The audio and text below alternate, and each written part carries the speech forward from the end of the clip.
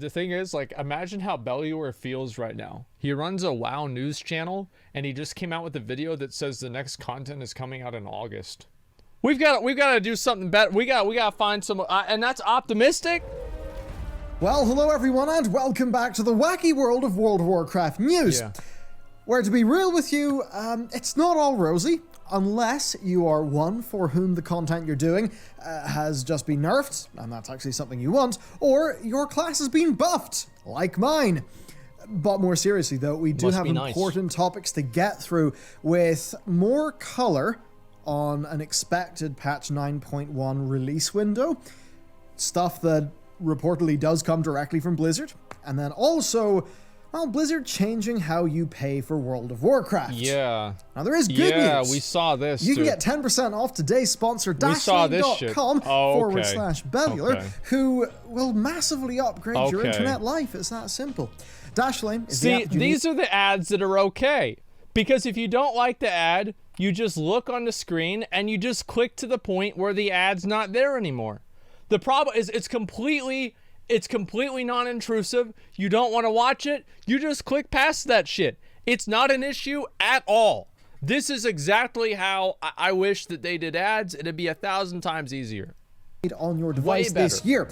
It makes way better. your life easier Mod by scam, generating my points, wrong results. auto-filling your I have no passwords and idea. your personal information through its extensions, right? And I that have no means idea. you've never got to manually type in a password again. It works on your phone even, giving you security and convenience wherever you go. Wow. Now, all of the information is locally decrypted with your incredible. master password. Oh my and that God. would mean that even if Dashlane had their servers hacked, for the hacker it'd be like breaking into the bank, finding out the bank doesn't have the key to the vault. All your info would still be safe. Can you believe that? They also have got dark web monitoring, a VPN, and if you use a site and that site is hacked, they will send you a security alert to fix your password. So, stop filling in your personal info and using unsafe, hackable passwords, and try Dashlane for free on your first device at dashlane.com/Bellular. And you get all of that in one app across all the platforms, and if you follow my link and use the promo code Bellular, you get 10% off. Wow. All pretty damn awesome. I use them myself, and thanks to them for supporting our team. With that said, let's go. Okay. Towley drop. So we all this want is to the video. know when patch 9.1 will release, especially since Is it's it still else? not on the PTR, and BlizzCon didn't give us that much information really when it comes to the details. Okay. Unfortunately, I've got less than ideal news via long time World of Warcraft streamer Towley. So Towley is pretty tight with a bunch of Blizzard people, from what I understand anyway, and he's also somebody who is very much not in the hater camp or the aggro camp towards World of Warcraft.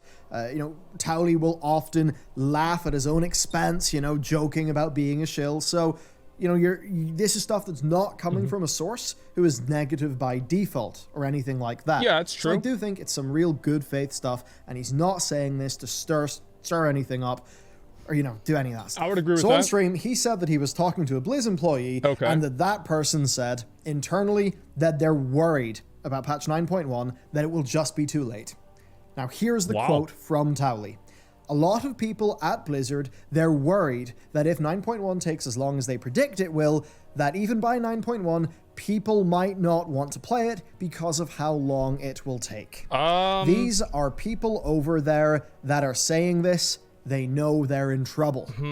Now, then in a separate video posted on his YouTube channel about the general state of the game, which I recommend you check out, he said that a Blizzard person told him that June would be optimistic for the patch, and June? I'm gonna have to watch YouTube videos until June? We've got to do something better. We got to find some, and that's optimistic? Oh my God. Oh my fuck, dude. Okay, listen. The game is like, everybody has reached the plateau in the game basically right now. Everybody is pretty much at their gear plateau. I would say most people are. They pretty much have the same item level that they're going to have in a month from now. And I would say it's time, like if they brought out 9.1 next month, that would be really good. That would be great. And 2 more months though? That's crazy, man. You prefer it to be shit and released sooner? No, I don't prefer it to be shit. I just feel like it should have been released by now, okay? No, my opinion is that if it has to take longer for it to be good, then it should take longer for it to be good. 100%, I believe that. So yeah, I totally think that if it's going to take a longer amount of time and they have to make it take that time, then it's totally okay. But I'm hoping that they can release it before then. That's all I'm trying to get at. Seemed to believe August. Now, if June is optimistic, then yeah, July or August is likely. That's a long-ass time. I mean, yes, if it released in mid-July, say the 14th, that would be 233 days since launch. Meanwhile, Legion was cranking out a patch every 77 days. So, sorry. The Legion patch cycle was really good. Whenever you think about it, back in the day, they brought out Trial of Valor like super fucking early. Then they brought out Tomb of Sargeras. And they had so much shit that they brought out in Legion. And I remember there was never a point where I really was like super, like there were points where I was bored in Legion, but it wasn't the same way that I felt in like BFA at the end of BFA. And it's not the same way I feel with Shadowlands. I feel like Legion, they brought out patches much more regularly and you just had better releases. You had more content to do. Corona delayed everything. That's true. And that's just, it is what it is. Something's wrong. Now, could it all be COVID?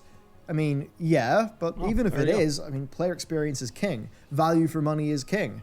And yeah, I think there is zero people are doubt still going to make their Warcraft decisions. Is a worse value for money deal now as compared to Legion, and if you're going purely by patch cadence, BFA. And BFA itself was consistently behind schedule, shipping a lot less content than Legion. In a word, ouch. So if I was to add anything to that, I mean, there's a few awkward things. Ooh. Renown level 40 feels like the natural, it's like the natural end of like your primary progression. I mean, sort of. I would say so. The intent is that you then grind animals. For casuals, at least. Yeah, I would say for casuals, it's definitely the end. For 700,000 years to get your cosmetics based on the Renown, but I think that Renown track to a lot of people, they felt like, oh, okay, 40, maybe that'll take us like 18 to 20 weeks, maybe 16 to 20 weeks, and then that's maybe, shortly after that, people would expect the 0.5 patch or the 0.1 patch. At least they would have expected that based on Blizzard's patch cadence for past expansions, both Legion and BFA. But that's not what's happening. That's not what's happening, right? And that's obviously awkward. So that is a big issue. Then also, I mean, look, Mists of Pandaria and Legion versus now, right? Those expansions both had a lot of content. Now, I think Mists of Pandaria, like at the beginning of MoP, you got to remember, we had 3 fucking raids. You had 3 fucking raids in MoP. Then on top of that, you had Throne of Thunder. And then you had Siege of Orgrimmar. Like, you had all of that. You had the Isle of Thunder. You had Timeless Isle, which was really good. And there was so much stuff that you had at that time. And nowadays, if you compare to that, it's just not the same thing, man. PvP was amazing too. Yeah, comparing finished expansions. No. Okay, so here's what I'm saying, right? Is it at this point in time in Mists of Pandaria, I feel like I had a lot more to do. Like I didn't feel like bored at this point in time in Mists of Pandaria. And I could even go back to the screenshots. It's like, what was I doing back in the day in Mists of Pandaria? Probably doing PvP, working through the raids, etc. And challenge modes. Yeah, that was a huge thing too. Mechagon was good though. Dude, I've said this before. I always get a ton of hate for this, but the BFA 8.2 was one of the best patches Blizzard's ever made. Like, I really do think 8.2 was one of the best patches Blizzard has ever done. Nazjatar was really good, especially after you got flying. Not as much after you got flying. And then Mechagon was fucking amazing. Like, and they brought out both of those on the same day. It was really good. And it had flying in it. And it had essences in it. And it had Ashar's Eternal Palace in it. It was insanely good, guys. Come on. Yes, both of them slowed down their latter phases. I thought it was. But man, like first half of MoP by calendar was just like patches up till 5.4.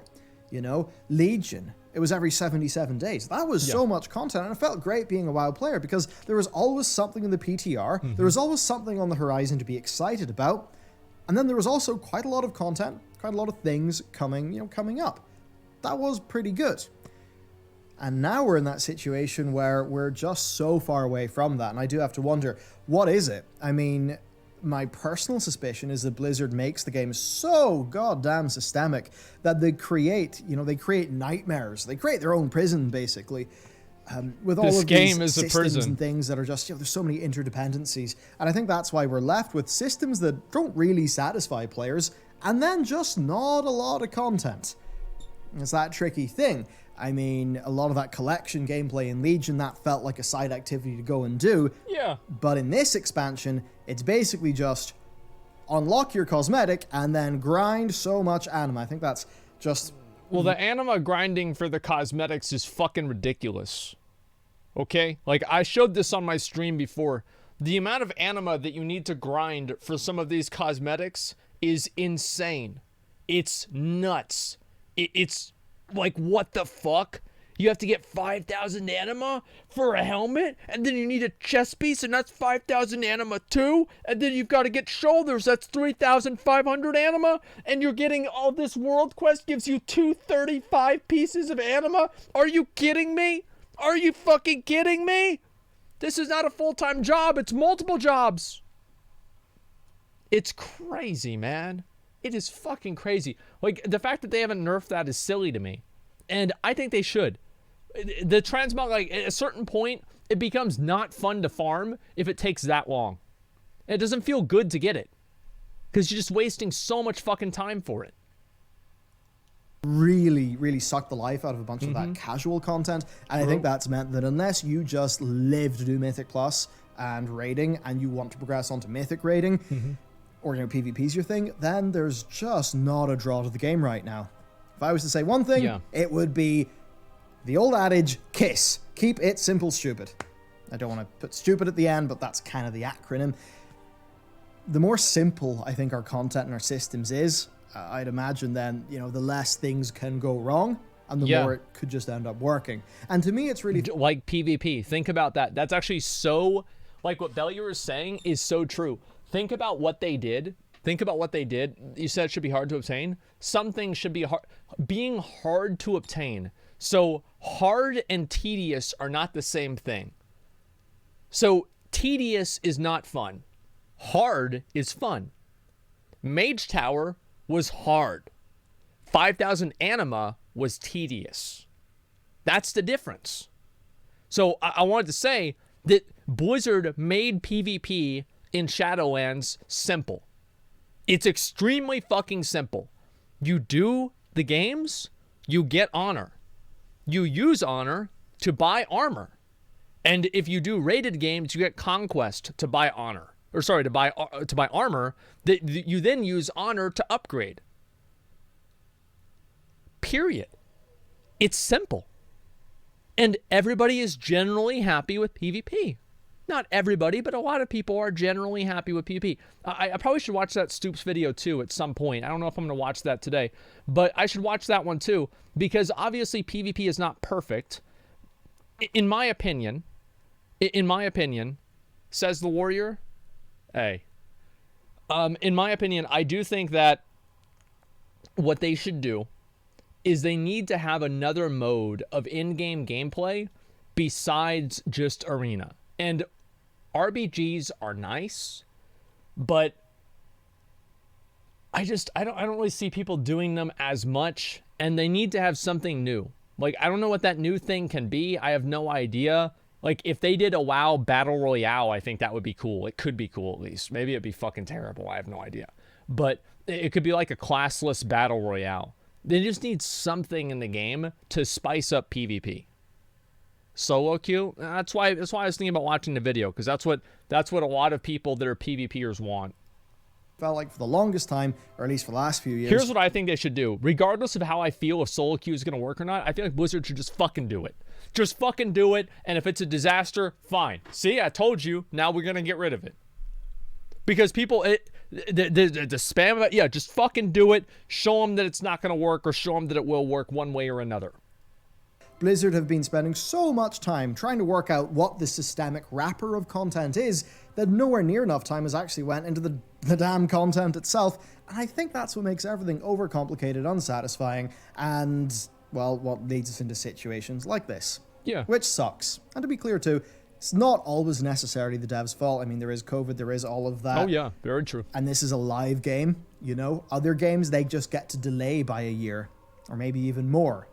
Blizzard can't do that with World of Warcraft because it's a live game, right? So that's obviously something we need to take into account as well. But that said, this is a bad look, and it's a doubly bad look with our next story. It's game time. Oh shit. Blizzard are changing how you pay for World of Warcraft. Yeah. Reactions are not particularly great. So they're removing the 30, 90, and 180-day game time options. And that means that if you... That's how you ever know if something's going to be fucking drama or not, is that, like, I'll look at a tweet, and the tweet will have, you know, like 4,000 likes, and it has, like, 2,000 retweets and, like, 3,000 replies. And I guarantee you that fucking people are pissed off about that tweet. I know I'm not the only one that's seen this. Don't want an auto-renewing subscription, you will have to buy 2 months at once. Yeah. It's obvious what's going on here. Of course. It nudges people toward... It's obvious what's going on. Look at the corner. Look who... You think I didn't notice that? Like, for a second, I was like, whoa, what's that corner of my eye? What is that? On here. What is that? It nudges people towards the subscription that automatically recurs. You see, here's the thing. If you buy 30 days of game time, that's the non-recurring thing. Yes. Whenever that game time expires, you're done. You have a decision. You're like, okay, my game time is expired. Do I want to add another month? Of course. If you're on a subscription, then it just rolls and rolls and rolls and rolls. You're never really presented with that choice unless you actively think, oh, wait, do I actually want to cancel this subscription? You have to make a decision. And you have to do something. Part of the economics of subscription services is that rate of people who will just let their sub roll and roll and roll and roll. They just forget about it. Like, that's... Blizzard is literally making it more financially beneficial for people to be financially stupid. That's what it is. That's 100% what it is. And not cancel it if they're not actually using it. So it is moving people towards that, and I think it's pretty damn obvious and transparent that that's what they're doing. They want you on the recurring subscription. I mean, the big thing they've tried to push is not even selling you a store mount for $20.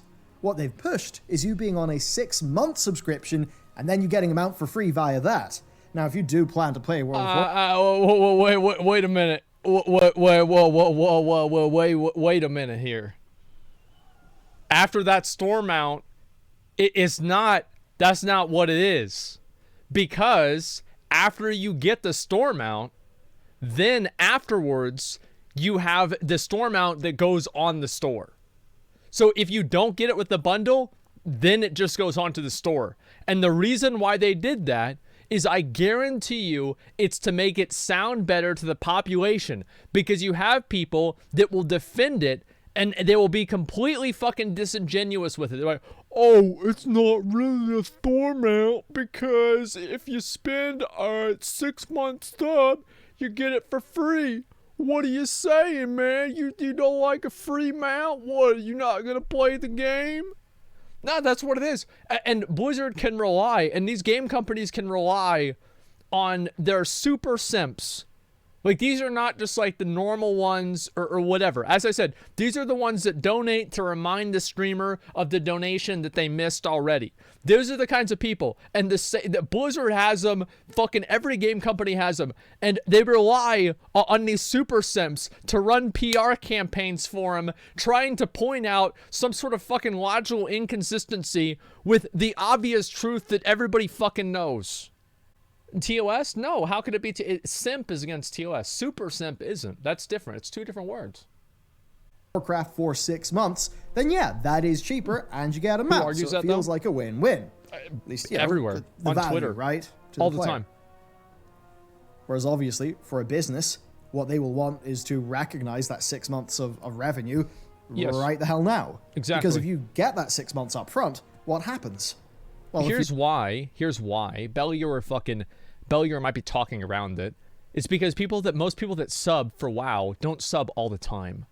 They sub for a month, they play through the content, then they quit. So if Blizzard can lock you into a pact of paying for it for 6 months, they're getting more money. The mount is nothing. Like, they probably spend a minuscule amount of money developing the new Chinese New Year mount. Oh, wow. This year, you get a bull. So you can literally get cucked by Blizzard. That's how it works. You really think that? Like, it's nothing. It's because they're incentivizing 6-month subs because they know that they're not going to have the content for the 6 months. Think about it. So they're incentivizing this thing in just the exact time period that they know they're going to have a content drought. So they can lock people into paying for content when there's not going to be any. You're dissatisfied with the game in 2 or 3 months, like many people perhaps are right now. It doesn't matter. You've already paid for 6 months up front. So in a world where we get a World of Warcraft patch every 6 to 8 months, it seems to be the case right the hell now, they obviously want to push you away from just buying, a little bit of game time here, game time there, whenever you actually want to play the game. And they obviously will want to push you towards the big 6-month recurring bundle or just any form of recurring thing, because the chances of you dropping off are actually a good damn bit lower. I should then also say that this is pretty rough for a bunch of people who, financially are going to struggle with this, right? Now, for a bunch of people, it's really not an issue at all. But there are people in other countries for whom in their local currency, World of Warcraft is really quite expensive as compared to their cost of living. And a whole bunch of those people, they're either using WoW Gold, right, and WoW Token, or, they're getting those 30 days when they can. And I've seen a whole... Well, it's simple, right? Like, back in the day, I didn't have a whole lot of fucking money. I didn't have a whole lot of fucking money at all. And what would I have to do? Like, I'd have to play WoW like a month at a time, man. I remember I was trying to hustle to get $15 fucking dollars. Trying to get $30, that's a lot of fucking money. A lot of people, like, think about it like this. $30 is almost twice as much as $15. So it's, like, realistically, and here's the truth, right, is you've got a lot of people, almost, and you've got a lot, it's actually more. Whenever you think about it, it actually is more, because whenever you're poor, you know this if you haven't really been poor, money doesn't last very long. Like, you're gonna have to spend that money sooner than later, and the amount of time that, like, you're gonna have $30 is very, very minimal. Bunch of comments and people saying that this is the case for them. Somebody said that WoW is like 3.7 times more expensive in their own local currency. So for a bunch of those people, yes, this sucks. It gives them less flexibility. And then obviously it means that the way that people would buy World of Warcraft is 2 months at once. Yeah. Which is obviously better because, there's a high chance if you buy 1 month that you'll want to buy another month. But it's a lot safer to just get you to buy 2 months up front. I mean, all of this stuff makes complete business sense. And the only way to get 30 days of game time, I guess then, is WoW Token. But you've got to remember, WoW Token, Blizzard get more money for that 30 days of game time. So they've made it so the only way to get your 30 days is via the most profitable one for them, which, is obviously not a surprise, but at the end of the day, it is a business. It's how they work. I want to pause real quick. I don't like to do this a lot, but I'm going to call somebody out in chat, okay? Some guy says, I make $30 an hour. Not my fault this mongrels from shithole countries can't afford shit. Here's what's so funny to me. Is you think that you're the same as Bobby. Bobby thinks you are the mongrel. You are the mongrel. You really think that you're in the same place at these massive companies and these huge fucking multi-billion-dollar companies that are making all of this money you know, sailing around on yachts, flying around on helicopters, and doing all this stuff. You think you're a big man because you're making $30 an hour? They look down on you the same as they look down on the other people that are in these other countries. You're no different. You're no fucking different, and neither am I. These people are in another world. And if you really think you're on their side, you think that you're with them. You're not, man. You're not. Wake the fuck up. I'm not saying that to defend them. We can disagree with their move, but that's the move that they're making, and I think it is completely transparent. Yes. And it's Agreed. less options for the consumer, and that is, I think, a bad thing. We all know why this is going on. Mm-hmm. You know, and just because it's good for business and Blizzard is a business, that does not mean we have to be okay with it. Big true, so real. All right, let's talk about the actual video game. Big nerfs. So, following the small round of mythic nerfs featured in last week's news, this week we saw a pretty damn sizable change to both... Fractured debris should be more visible on mythic. How does it take fucking months to fix that? Like, how does it take months to fix... Like, how is part of the difficulty of the fight not being able to see the mechanics? Like, that's the most dog shit... That's the most dog shit difficulty I've ever heard in my life. Oh, yeah, it's hard because you can't see what the fuck's happening. Wow. That's really good. Yeah, it's PoE, exactly. I hate that. Sludge Fist and Stone Legion generals, and some of these things actually apply to Heroic mode too. Yeah. So we'll cover Heroic first. So on Heroic, the radius of Sludge Fist's destructive stomp is actually down from 20 to 16 yards, and the allowed range apart for the chain links has been increased from 12 to 14 yards across all difficulties. Oh my god. That's an extremely noticeable change that eliminates a whole bunch of early wipes. Yep. To be honest, I think it's a little bit not needed. I thought that fight was fine. Anyway, for Stone Legion General... Says the Hunter. Bellular plays a fucking Hunter. Bellular thinks it's fine. Plays a fucking Hunter. Yeah, I wonder why. Sitting out there in ranged, you don't have to, you just move, do whatever you want, huh? Yeah, it's totally fucking fine, says a Hunter. Listen, I play Warrior.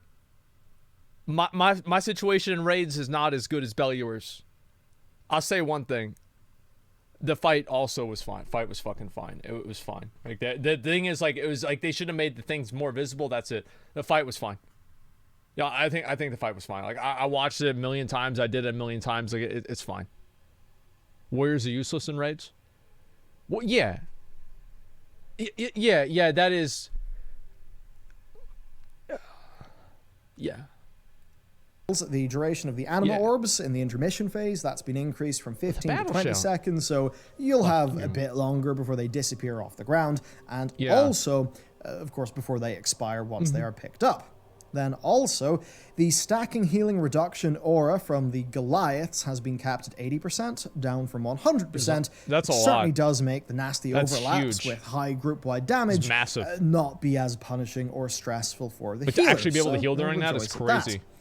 Okay, for Mythic then, the travel time of the fractured debris from pillars has been increased by a second, and the impact locations on the floor are now more visible, which should make progression a bit easier and re-clear smoother. Then, the absorbed shell channel of commandos, that has been increased from 4 seconds to 5 seconds, and that's in addition to the pushback from skirmishers being reduced by 20%. Then also, both Wicked Blast and Laceration damage has been decreased by 15 and 10% respectively. Okay. So together, that is, I mean, yeah, that's all a bunch of, I guess, pretty welcome changes for a really frustrating encounter. I mean, Stone Legion Generals, frustrating and heroic. I'm glad I'm not trying it Mythic. Then next up... I didn't like that fight because of the fucking blade thing. I thought Stone Legion Generals, I did it on Heroic multiple times. It seems fine to me. Like, it didn't really bother me that much. The thing is, the only way that I can enjoy raiding is if I literally do not care about the outcome. Like, if I can just, every time I wipe, I could be like, wow, this raid sucks. Haha, dude, this is what a clown show this is. Like, that's the only way that I can actually enjoy raiding, is if I legitimately do not care about it at all. And it's sad because like back in the day, dude, I used to be so opinionated about it. I used to get pissed off all the time. It's crazy, man. You're a warrior. Yeah, look, go there, warriors kicking ass in Shadowlands. Your warriors are? I mean, dude, I don't know. I've seen the logs. Warriors are not doing well. If your warriors are doing well in your raid, it's because the other people in your raid aren't. We've got a fun Stygia surprise. So there's a Redditor. His name is Cyros, and he shared his frustrations with both the Maw and also with Blizzard themselves in a post you may have seen, but it is something that will apply to you. We all know the danger of losing half our Stygia when we die in the Maw. Now for that, the intended game mechanic... one way he could actually avoid that is if he jumped halfway through and then took an invite or a port, like to join arena or something. And sometimes you can do that with lag, and you will get it halfway through the drop, and then you'll come back and you can click on it really fast, and sometimes you can loot it. Like I've tried to do that with other things like a long time ago. And couldn't he do the looterang? Well, I guess you have to be engineer for that. Yeah, or get life gripped. Yeah, just get looterang. Yeah, it's looterang. But if you don't, you lose more. Yeah, I'd say so. Is that you can reclaim your lost Stygia if you just go back to your dead corpse, right? Go back there safely. The Dark Souls inspirations are obvious. However, there are certain locations in the Maw where your corpse will be unreachable or will just float in the air. And such an unfortunate turn of events happened to our dear Redditor this week, where they were simply unable to reclaim their lost... I don't know why the CS can't do something about that. I don't understand why that's not... Like, why not? Like, you can go in as, like, a dev or, like, a GM and just literally see that the player can't reach their body. Like, why can't you just give them the stuff that's on the body? I don't... Like, why not? Like, they're not allowed, but why? It's just stupid. What do you think is gonna happen? Like, oh, they let one person do that, then suddenly everybody's gonna be flying around? Come on. Just be smart about it. When was the last time you submitted a ticket? I submitted a ticket, and I logged off for an hour after the ticket being in processing for 3 days. And in the time that I logged off within that hour, they sent me a message. They're like, "Oh man, we tried to reach you, but we couldn't because you was offline." Well, you know what? You ain't getting shit. And that was it. Yeah, that was it. They do that on purpose. I swear to God, I bet they do that. From just from their floating corpse that was over the edge of the Maw. So it was just literally impossible for them to click on the corpse. So they couldn't get their Stygia back. The GM response to this was basically just that actually that's the intended experience, which is a bit odd if, you know, your corpse is sort of floating halfway up there. Now, it's not. It's a Souls-like experience, so it's meant to be punishing. And if you went and... You could get your... What the fuck? That's the stupidest thing I've ever heard in my life. It's a Souls-like experience? Yeah, right? It's nothing like... That's nothing like Dark Souls. This is the one thing that triggers the fuck out of me, is that people that have probably barely struggled through Dark Souls once somehow fucking know what the Souls-like experience is. Are you kidding me? Are you fucking kidding me? You spend your souls regularly. If you lose 3,000 Stygia, that's like 3 days. 3 days of farming for Stygia. If you're not doing the world quests or the weekly world quests. 3 fucking days, or more than that probably. And you're farming for this shit. In Dark Souls, you get your souls. After you get enough souls, you go to the bonfire, you upgrade your character immediately. And like usually you get levels, unless you're in like New Game Plus like 3 or something, you're getting levels like every hour. And also on top of that, you can get your souls back. And even on top of that, if you fall off the edge in Dark Souls, it puts your souls on the edge of the platform again. It repositions them. It's wrong every way. It's the people that think you don't know anything. That's not how the game works. Souls-like. Give me a break. The only thing it's Souls-like there is the same name. A bunch of horse shit. Died in a stupid place where you couldn't get your body back. Yeah. It's your fault. Yeah. You could say that. I mean, fair enough. It's that. Really just down to what people think the Maw and think Stygia should be. That's essentially the situation. Basically, if you've got a bunch of Stygia, really do not die in such a way that your body will just be floating in midair where you can't click it. Yeah. Now, regardless of whether this is intentional or not, I think for many people it just is another mental reason or another worry that would make them not want to venture to the Maw. Next up, buffs. Imagine you farm Stygia for like 3 days. You have to fucking sit through the Maw. And you don't have your mount yet either. So you gotta walk around. And you have to deal with the fucking jailer shit. And you've got to deal with these like mobs that like stun you and fucking root you in place, and like, and there's another guy comes over here, he's knocking you back, you know, and you've got to deal with this, and you've been dealing with it like for 5 days, and you finally get you're halfway there, or like let's say you're almost there because you lose 3,000, you have to have like 6,000. You're almost to your next socket, and you die midair, and your body's fucking stuck there. And the worst part about it is you have to see it. You have to see your body sitting there. You have to see the souls, the Stygia right there. You're just looking at it, and you know that it wouldn't be hard for a GM to just get. It's like you ever like knock your ball into the neighbor's yard, and you know your neighbor's a dick, so you're never gonna get the ball, and you can just see it there. It's so easy, but you're never getting your fucking ball back. That's exactly the way that this feels to me. It's sad. So to compensate or combat some of last week's bug fixes, which did, of course, result in a bit of a nerf to some specs, Blizzard have applied a few minor buffs to the Hunter, Monk, and Warlock. So Beast Mastery's Beast Cleave now causes your pet to strike other targets for 90%, up from 75% of their damage. So that's pretty nice. Just what we needed. And for Marksmanship, which is the spec I main, aimed shot damage has seen a flat 5% increase, and Trick Shot now causes aimed shot or rapid fire to ricochet for 55% damage, up from 50%. Now, this should partially make up for the sort of fix/nerf to Wild Spirits that happened last week. So, there's that. Now, for the Windwalker Monks, yet more changes, this time in the form of a slight buff to their Spinning Crane Kick ability.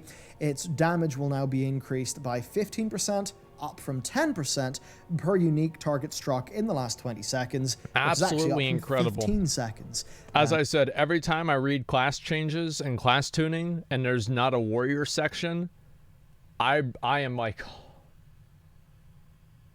it's like I just made it away from a bank robbery. Like really, I'm like, I just robbed a bank and I got away with it.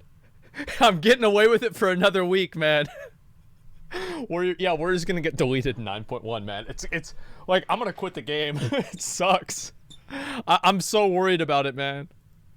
That's, you know, with your standard rotational abilities, and now also benefits from the. I mean, 2.4 isn't that hard to get anyway. And lastly, Fist of Fury now deals still get 70% of damage to secondary targets, up from 50. So that's pretty sweet. Then for the demo locks, flat 3% spell and pet damage increase across the board. No one's probably still going to play it. Top-end warlocks like THD have shown the spec strengths What? before the buff occurred. Perhaps this buff will further push them ahead of other specs or something. But anyway, that's the changes. I don't know. I didn't know that. All right, time for some more hypey news, and that is that invites for TBC Classic Beta have been out, or accounts are being flagged. My account is flagged, so fun. The majority of this is, of course, going to content creators, which, yeah, I mean, obviously we all know what's going on there, and it's if advertising. you feel like that's unfair, I mean, I totally get what you're saying. People like me are obviously Bellular's been reading classic WoW Reddit. It's just that thing where at the end of the day, just like with those monetary changes, Blizzard is a business. If you only are giving out so many keys, give them to people who have got streams so you can get free marketing. I mean, that's just the nature of the beast. It's common now, there sense. was a little bit of confusion initially where people, well, basically, there was like incorrect flagging of the TBC Classic beta before it became official. Yeah, it was a Tally thing where he got it. So that's basically the situation. All quite exciting, and I'll try to chase down some beta, slots to see if I can do a giveaway in the channel or something like that. There's always gonna be streamers that get invited to betas. I know that some people might get mad about that or whatever, but at the end of the day, it's not zero sum. So if a streamer gets invited and you don't get invited, I think it's silly to get mad at the streamer for that because they didn't do the invites. And then next, a bit more rapid fire. So Blizzard teamed up with Doctors Without Borders for this year's charity battle pets, which are Bananas and Daisy the Sloth. Wow. And some nice news. 500k in donations has been, has happened. So that unlocks the Bananas pet for free for everybody, which is pretty neat. Wow. And if donations hit $1 million by April 26th, we'll get Daisy the Sloth. So that's pretty neat. Okay, next up, just for the in-game things, it's Mythic Dungeon Week, so be sure to pick up the 4 Mythic Dungeons quest from the NPC. That, yeah, of course, I'll be will sure get to you do a that. bit of heroic Castle Nathria loot, which for Yeah, many people is be very sure to do that. one of the few sources of 213 gear. Now, additionally, the final boss of each dungeon this week will drop an additional piece of loot, though that does exclude Mythic Plus dungeons. That is kind of crazy. That's kind of crazy to think that we almost raised. So we've raised at this point more than Blizzard has? What the fuck? That's insane whenever you think about it. That is fucking crazy. Power of the people, apparently. Good for taking, alts through the world tour of Mythic Zeros and getting some starter gear. Then the other thing is that it is the Bastion world boss this week, so while doing your weekly anima quest, be sure to stop by Valinor to get your shitty piece of gear that you don't need. This is especially good for new characters, of course, for your gearing and for your alts, since you'll also have a chance at receiving extra renown. Now, the legendary powers that drop from this one are also very good. In fact, it's Elemental Shaman's best single target legendary, and the recently buffed Final Verdict legendary for Ret Paladins, and a good situational legendary, in fact, for Holy Priests. So, if you're one of those, it's probably worth checking the world boss out to get your Legos. Wait, was he lagging in the screen? I wasn't even paying attention to the screen. I was looking at him. I was looking at you guys. Was he actually lagging? Jesus. Why am I not surprised? This makes me want to become a classic Andy. Renown is fine. Like, Renown's not bad. I actually don't have a problem with Renown. It's not really that big of an issue. The catch up is okay. The Renown is not a problem with the game.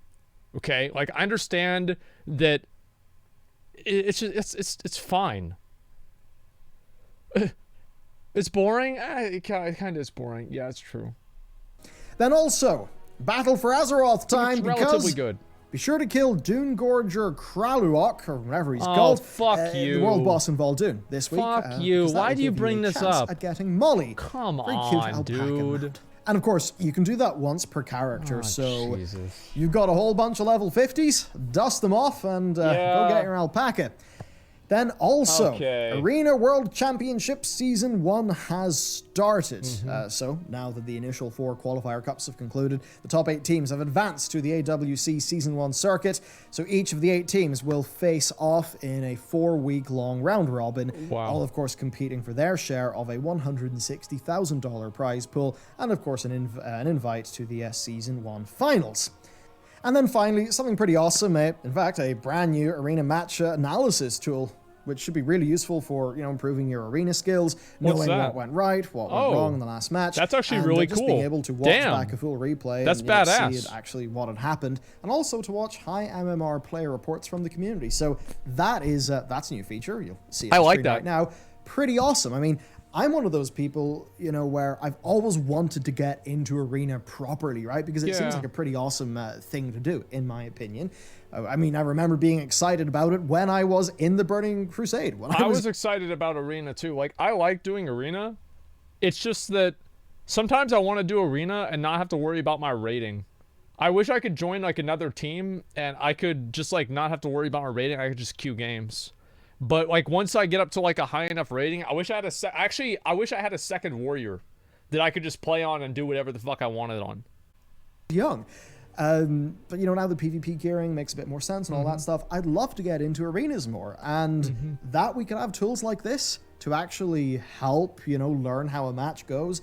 You know, I could find a really good MM hunter or, you know, whatever hunter, and watch how they play the game. I could dive into their logs. That's smart. And I could actually learn their decision making. Imagine how they go up against things. I think that's really awesome. So, once again, the World of Warcraft community, when it comes to making tools and stuff, they're really pretty damn cool, aren't they?